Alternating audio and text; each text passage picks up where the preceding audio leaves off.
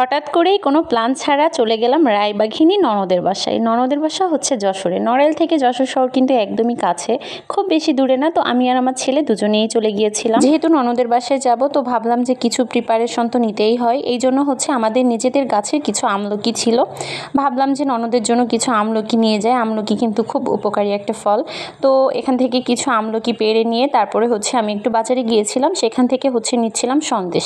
এটা হচ্ছে নড়াইলের বিখ্যাত ক্ষীরের সন্দেশ, খুবই মজার একটা সন্দেশ, মানে খুব দারুণ খেতে এই সন্দেশটা।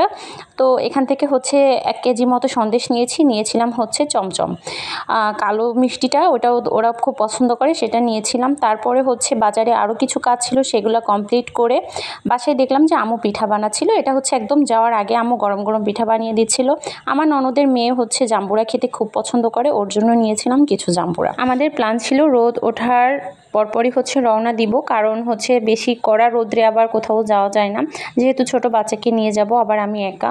তো এদিকে হচ্ছে আম্মুর পিঠা বানাতে বানাতে একটু দেরি হয়েছে, যেহেতু পিঠাগুলো গরম খেতেই ভালো লাগে, এই জন্য হচ্ছে আম্মু আগের দিন বানিয়ে রাখে নাই, একদম যাওয়ার কিছুক্ষণ আগে বানিয়ে দিয়েছে।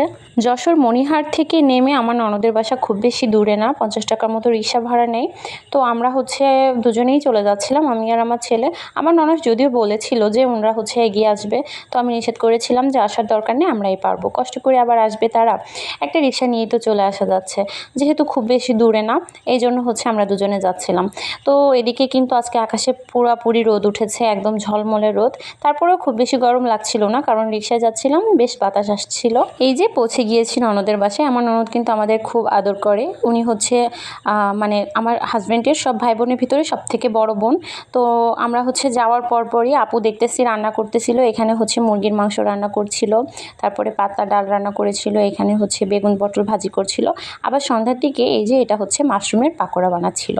খুব মজা লেগেছিল খেতে। এটা হচ্ছে আমার ভাগ্নে নিজেই চাষ করতেছে, আবার সে সেলও করতেছে, আবার আমাদেরকেও খাওয়াচ্ছে। এটা খেতে যে এত মজা, মানে আমার আপুর হাতে এটা অনেক বেশি মজা লেগেছে খেতে। তার পরের দিন সকালে দেখলাম ভাইয়া অনেকগুলো বাজার করে নিয়ে আসছে, মাংসগুলো আগেই ফ্রিজে ঢোকানো হয়ে গিয়েছিল, কিছু গরুর মাংস এনেছিল।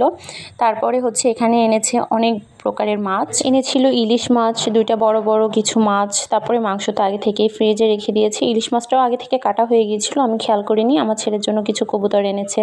তো এই যে ইলিশ মাছটা হচ্ছে আজকে রান্না হচ্ছে, এটা হচ্ছে একদম চচ্চড়ি মতো করবে, খুব মজা হয়েছিল খেতে। কোথায় আমরা আমাদের ননদদেরকে আদর করব তা না, আমাদের ননদই আমাদেরকে অনেক বেশি আদর করে, অনেক ভালোবাসে, অনেক স্নেহ করে, আপু অনেক ভালোবাসে আমাদের।